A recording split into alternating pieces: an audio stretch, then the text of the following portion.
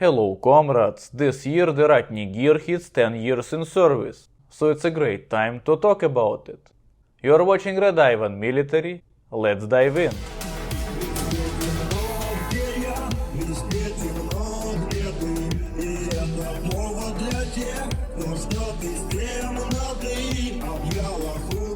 But before we begin, don't forget to like this video, subscribe to my channel, share this video with your friends and check my Instagram. And also I want to say thank you to Roman Ryabov and our Polish resident with call sign Kosak for help in gathering information for this video. Ratnik is a comprehensive equipment system designed to enhance the combat capabilities of soldiers while ensuring comfort during mission execution. The system comprises 5 key subsystems: the defeat subsystem and the protection subsystem, subsystem for life support, the power supply and control subsystem.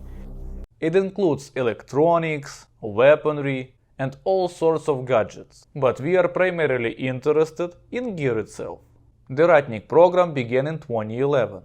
In 2015, mass production of sets started for final field testing, and in 2016, the components were officially adopted for supply by Russian Ministry of Defense, order number 360. From the perspective of gear, the main components of course are the personal body armor system and the combat gear set, abbreviated as KBS 6B52 in Russian. And that's what we'll talk about today. Let's start with the personal body armor system.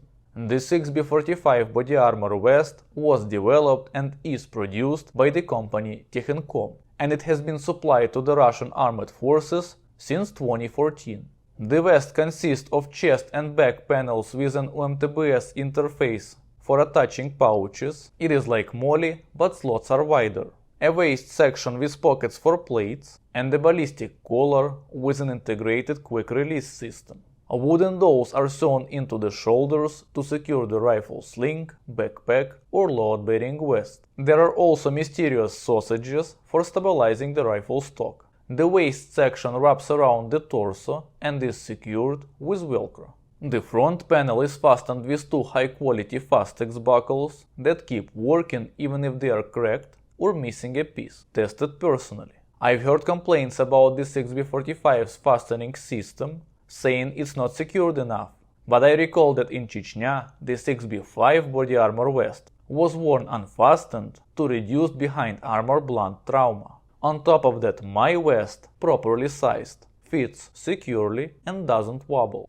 Aramid is sewn throughout the vest's perimeter, providing anti-fragmentation protection. The 6B5 is equipped with granite 5A class protection plates, which provide defense against bullets from the AK-74 rifle with 7 and 24 cartridge, the M16A2 rifle with M855 cartridge, the AKM rifle with 57BZ231 cartridge, and the SVD rifle with 57N323S cartridge, at a distance of 10 meters. On the inner side there are the climatic shock absorbing panels.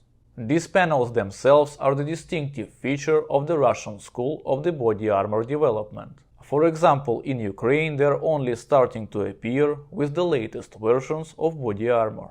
In the United States, apart from the well-known Cry Precision pads, I have never seen any climatic shock absorbing panels at all. The vest comes in 3 sizes. My size 2 vest weighs 7.8 kilograms. Additionally, there is an assault modification of the vest, the 6B45-1, which includes not only chest and back armor plates, but also side, lower back and even apron plates, all of which are rated 6A class rather than 5A class. This modification also includes anti-fragmentation deltoid protectors and the groin apron, along with additional climatic shock absorbing panels. To cross water barriers, the body armor vest is equipped with a 6B45-2 buoyancy kit stored in the pouch. Body armor produced before 2019 comes with solid olive-colored straps, like mine. It was actually produced exactly in 2019.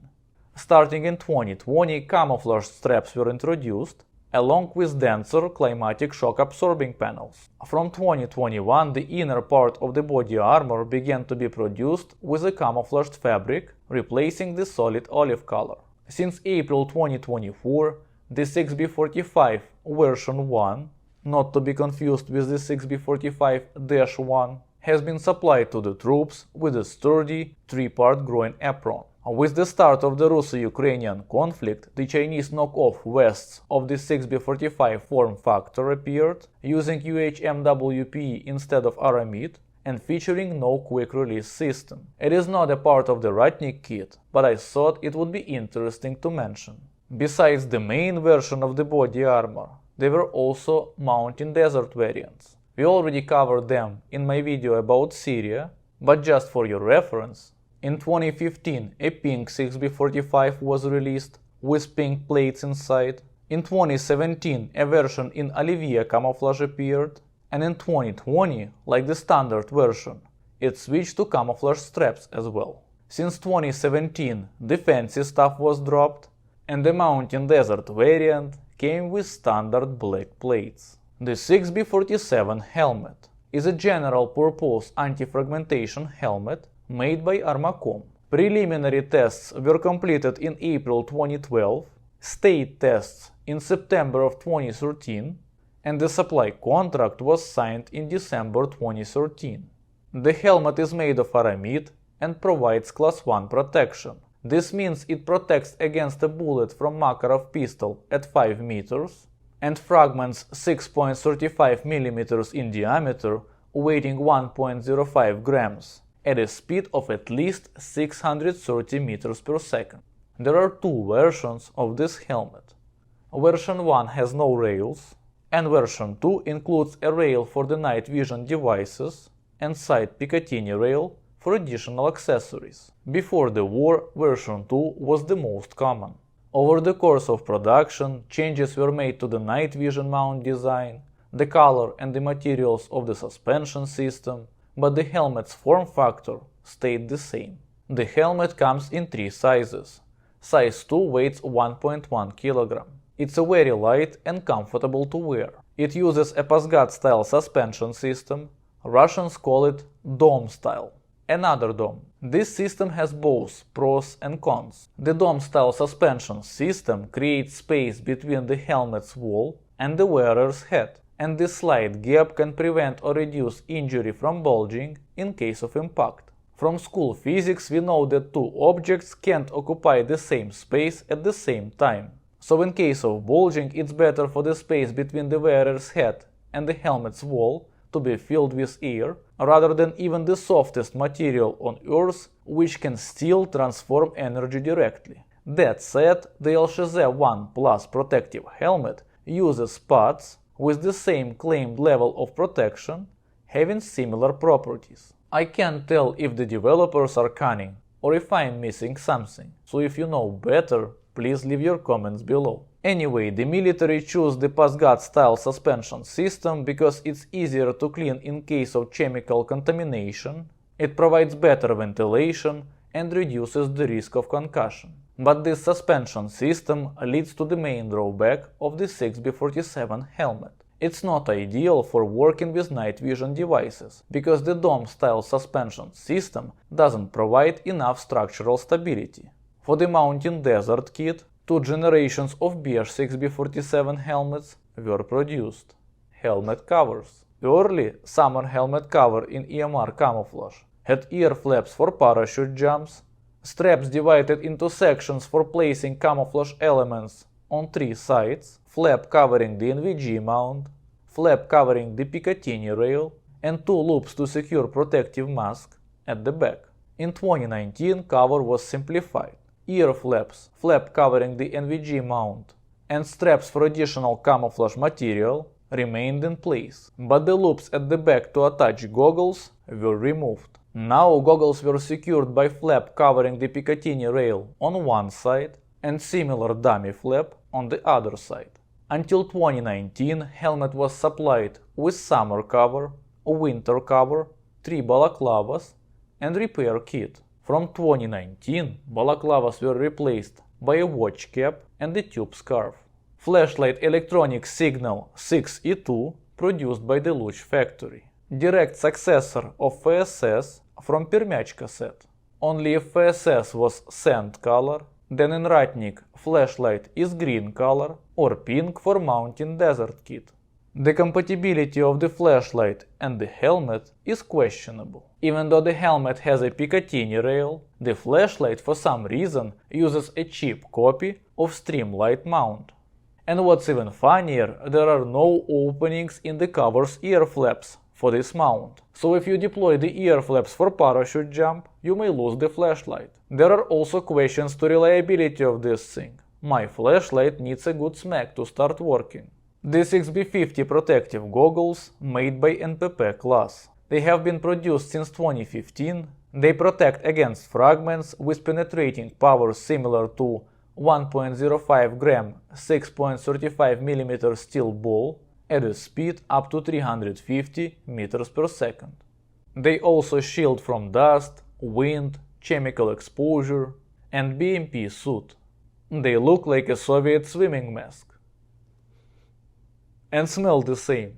Since 2015 they came in black frame for the standard Ratnik and pink for the mountain desert version. From 2017 they start making them in olive green.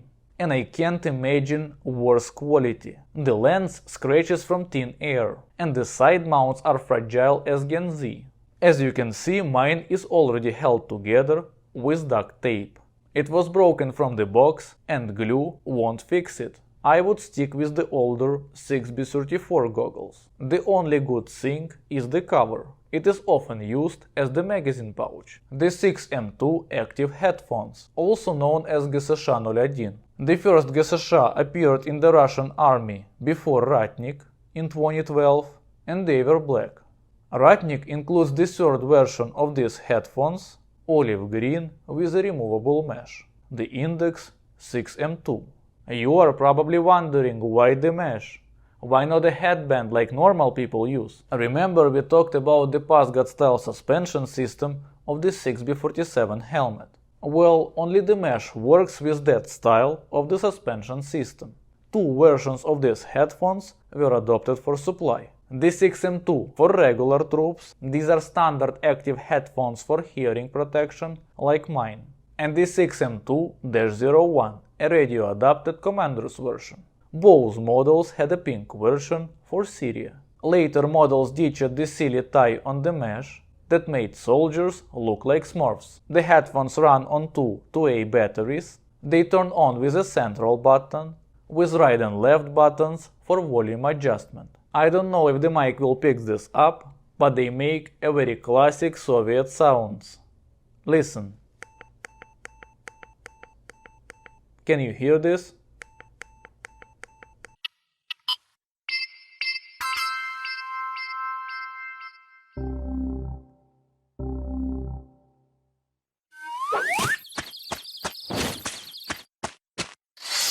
As per quality, I use them as the backup at the range, and they work pretty decent in this role. They cut off the short sounds, providing the ability to keep communication. But you need to understand that this is still a device produced at the Luch factory, meaning that first of all they do have some background noises, and secondly, when you're trying to turn them off using this button, it doesn't necessarily mean that they actually turned off. Most of the time they're still on and still draining your battery. But luckily we have the first issue, which is these background noises. You hear the noise and you understand that they are still on, and now you can try one more time to shut them down completely. The main complaint is the ear pads. From the beginning they've come in two types. If you are lucky and get the ones like on my olive version, they hold up fine. But if you get the ones like on my desert version, they peel and make a mess everywhere. I pulled it straight from the factory packing. Around 10 pairs of these passed through my hands, and they all were damaged. 6B51 joint protection made by NPP class. X-shaped protection for your knees and elbows. And these are the best knee pads I've come across. I had Alta before, tried some Black Hawk models, but these are the only ones which don't slip, don't cut off your blood pressure, and overall comfortably sit on your leg. The elbow pads are just okay, they slip sometimes, nothing special, but I don't wear elbow pads often anyway. But the knee pads, just wonderful. Heads off. The only issue is they don't work well with the Gorka suit, where the sleek knee reinforcements make the knee pads slide. Otherwise, these are the best knee pads for the price. But they are slowly fading out as pants with built-in knee pads from VKPO 2 and 3 take over. They come in EMR camouflage and pink for Syria. In 2018 an upgraded model came out, making them even more comfortable. And my olive set is of course this new upgraded model. I don't have the early EMR model, so let's compare them using the Syrian ones. But that's probably even better. More contrast. They've changed the fastening system, the new model uses neoprene, and the fastening system is more durable now. The same upgrade happened with the elbow pads. 6-117 load-bearing vest with UMTBS webbing. It is like Molly, but a bit wider. The 6-117 was developed by Tichencom starting in 2012 and mass-produced from 2015. It's conceptually very similar to American, British and Dutch load-bearing system, but in functionality it is more advanced than all of them combined. It is made by Tichencom, Zuratkul, Triada TKO, NPO SM and DSHP Rus. Who the heck is DSHP Rus? The version from Triada is Chinese crap, but NPO SM, surprisingly, makes a high-quality product. Tichencom and Zuratkul produce top-notch vests. I prefer Tichencom's version, because since 2022, Zuratkul has been using silent buckles on their vests. These buckles failed the Tichencom's test, but Zuratkul still keep producing them, and even sticking them where they don't belong, like on pouches for woks or entrenching tool. Tichencom, on the other hand, stick to the good old lift the dot buttons with solid lock and quality control. Over the years the vest materials and furniture have changed, as well as the fabric. Baltex, Magatex, other latex. Starting in 2016, the vest had full IR emission. The webbing was initially solid olive colored. From March 2020, camouflage straps were introduced, like on my vest. The 6-117 is produced in configurations for commander, sniper, rifleman, machine gunner, and the combat vehicle crew.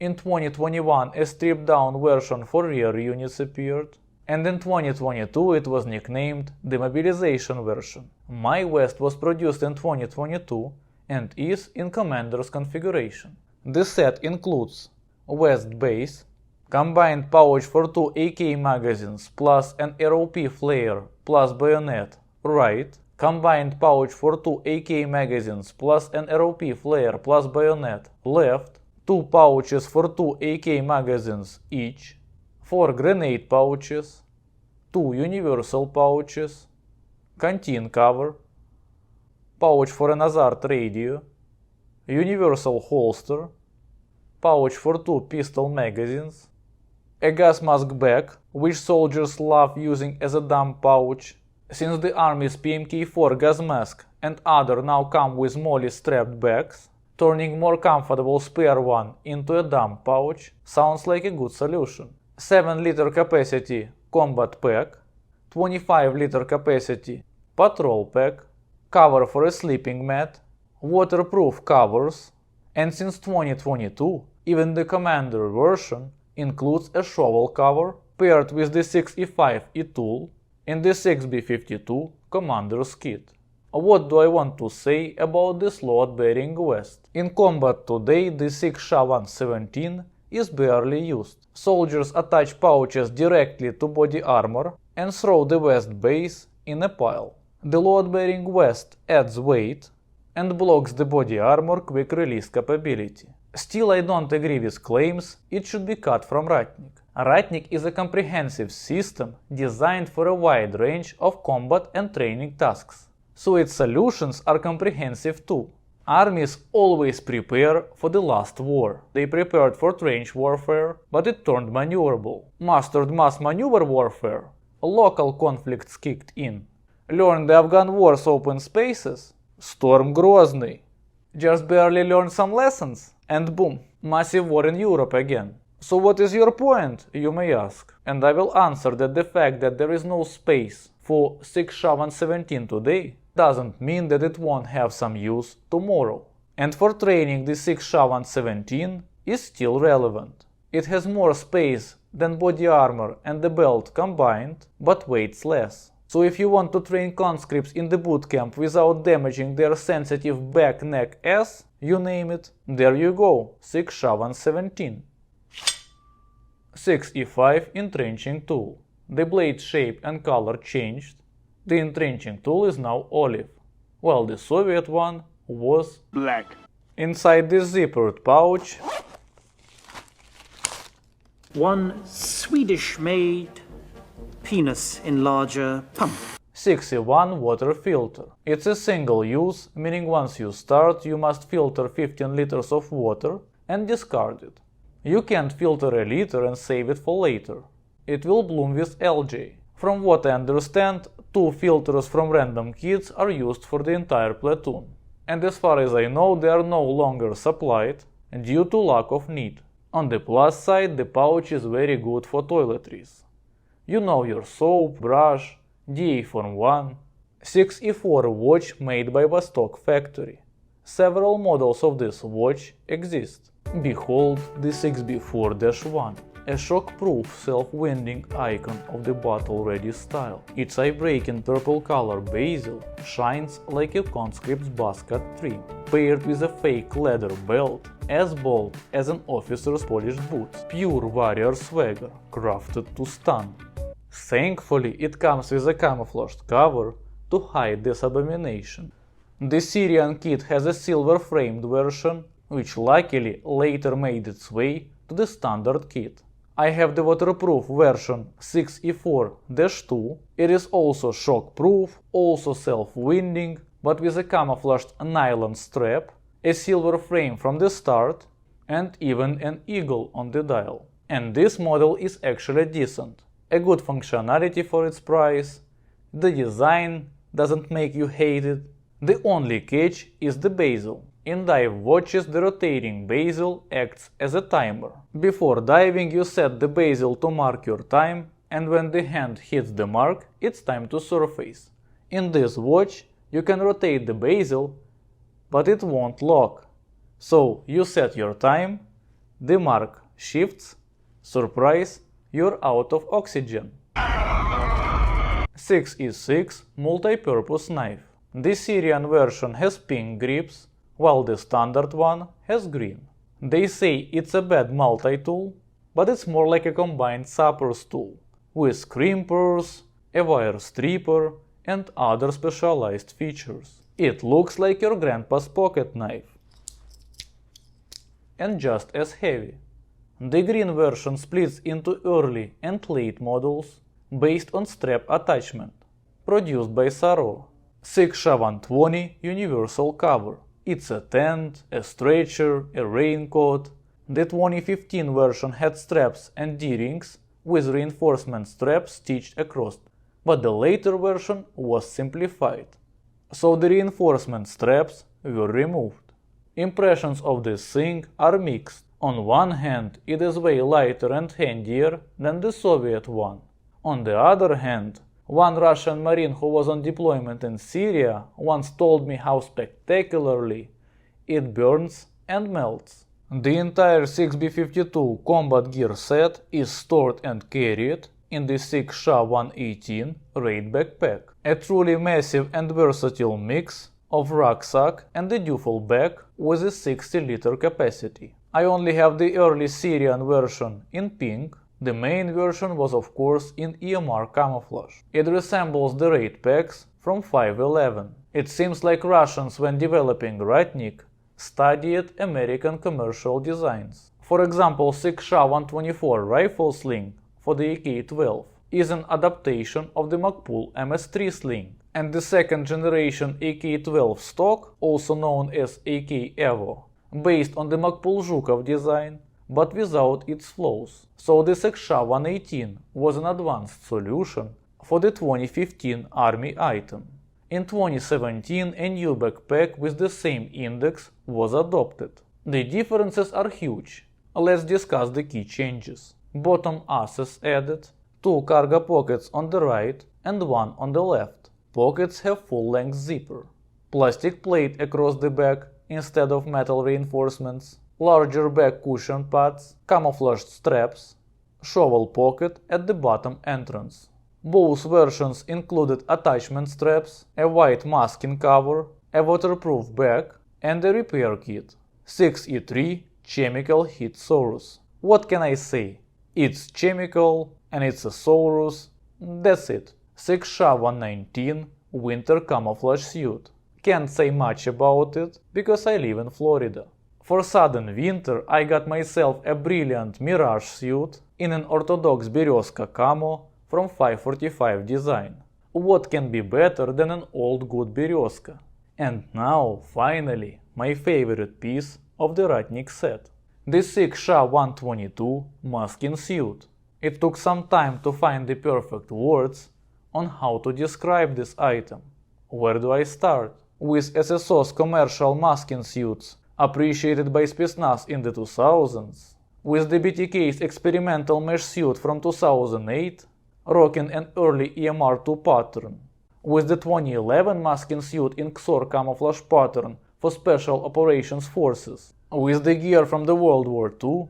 The point is that baggy suits are the staple of the Russian gear, coming and going, but never truly gone. And the reversible 6SHA-122 is Ratnik's take on this concept. It's a roomy suit with a hood, openings for masking elements, featuring drawstrings and suspenders instead of belts. I love this thing. It's comfy as pyjama, but it's not Gorka. You'll survive. And the camo, it's gorgeous. The autumn side is a straight up fire. The pre-production version had a slightly different cut and slightly bolder colors, like the experimental mesh suit I showed you earlier. The production version comes in 2 generations, early from 2014 and late from 2018. In 2017 you got hybrid suits with mixed features. Both versions also came in mountain desert camouflage. I have an early mountain desert suit and the later forest one, which will give us a little bit more contrast. Early models had a detachable face mesh on the hood, fastened with buttons. From 2017 the mesh is sewn in and tucks into the hood pocket with a velcro flap. The 2018 jacket has a sleeve pockets with button closures. Early jackets have metal grommets under the armpits for ventilation. From 2017 they use machine-stitched ventilation holes instead. 2018 jackets add an extra elastic drawstring on the cuffs. Starting in 2018, the waist and hem adjustment systems were redesigned. 2 front drawstrings, waist and hem, were replaced with elastic cords on the sides. Lower pockets and central closure stay unchanged. Pants, button fly. The side flaps aren't pockets. They are just access points for your main pants pockets. 2018 pants have belt loops. Early pants lack ventilation openings in the crotch. From 2017 they added a machine-stitch ventilation openings. Early pants have rear pockets, later ones don't. Early pants use suspenders with 2 attachment points. From 2017, suspenders have 3 attachment points. On 2018 pants there are drawstrings on thigh and shin to adjust fit. Pants from 2015 to 2017 have a drawstrings at the hem. From 2018, an elastic band replaces the drawstrings. The 6SHA-122 set also includes gloves. Early version is made of leather, black for the forest suit and brown for the mountain desert one. Not exactly comfortable gloves. The later version is slightly better. 6B46 Combat Protective Chest Rig, designed and produced by Tikhon.com, adopted in 2014. This chest rig can fit Class 2 soft armor pockets and or Granite 5A ceramic plates. It includes a detachable back module, turning it into a full plate carrier. Comes with 2 chest and 2 back, climatic shock absorbing panels. It also includes a 30-liter assault pack with a compartment for the back module, complete with armor pocket and plate. This beast is made for fighting in brutal terrain, mountains, desert ridges or forested peaks, while keeping your armor protection. But it's not a cure-all, it's a trade-off. It's got less space than 6SHA-117, and the weight distribution is less effective, and it features less protection than the 6B45 body armor vest. The chest 3 comes in 2 sizes. It is also compatible with standard mounting, climbing and parachute systems. Big thanks to the resident Kosak for the footage of the 6B46. The link to his shop is in the description, so check him out. As I mentioned at the beginning, the AK-12 is the part of the Ratnik kit alongside with the awesome 6SHA-124 weapon sling. Also, the rifle kit includes a magazine pouch. First version is a straight copy of the ancient 6SHA-46 but with a silent buckle and made of nylon, produced by Zuratkul. With the second generation of AK-12, you get a more sensible pouch. Here's the deal. It's basically 2 double magazine pouches on a MOLLE platform with a belt adapter.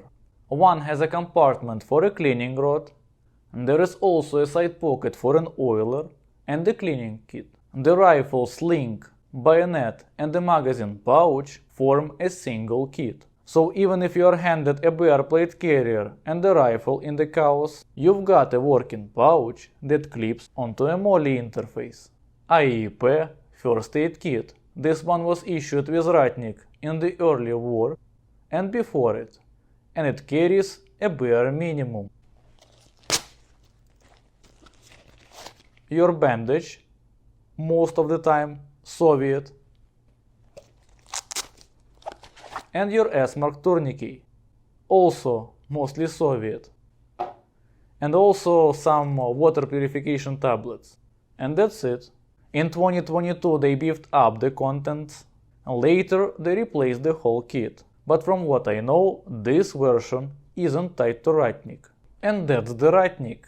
Note, we even didn't touch the specialized equipment, like 6B48 kit for armored vehicle crews, the 6B49 protective suit, hazard radios, electronics, observation devices, red dots and night sights, thermal imagers, and weapons. In my opinion, the only real downside of this system is it is not widespread enough in the troops. You are more likely to see CAM-PAC helmet or module piece of shit vest from an OSM.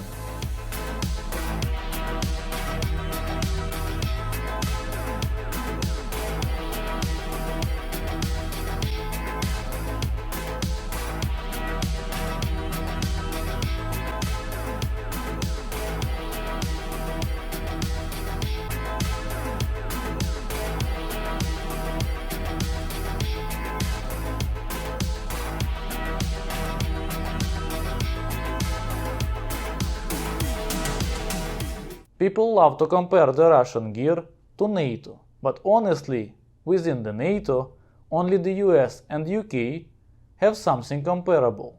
The rest of the nations need to catch up. Meanwhile, Russia's already working on the next generation Legionnaire kit. Now, what's your take on the Ratnik system? Leave your comment below. I hope you like this video, subscribe to my channel, put like, comment, share this video with your friends. If you want to help channel financially, links are in the description, and see you next time. Bye!